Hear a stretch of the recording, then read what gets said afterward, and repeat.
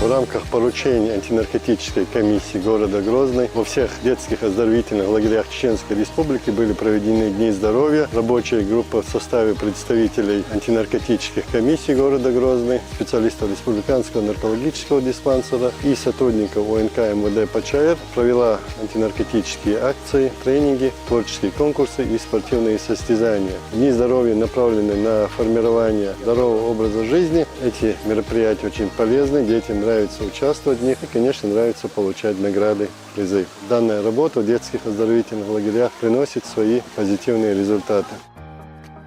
По указанию мэра города Грозного Хасмагомеда Шахмамедовича Кадырова мы проводим выездные профилактические мероприятия в детских оздоровительных лагерях Чеченской Республики. У этих мероприятий есть ряд своих преимуществ, одним из которых является вовлеченность детей из трудных семей, находящихся в сложной жизненной ситуации, и воспитанников реабилитационных центров. Все мероприятия проводятся благодаря всесторонней поддержке главы региона, Героя России Рамзана Ахматовича Кадырова и благотворительной деятельности регионального общественного фонда имени первого президента Чеченской Республики, Героя России Ахмат Хаджи Кадырова. Далгазов Обал Дойлсон.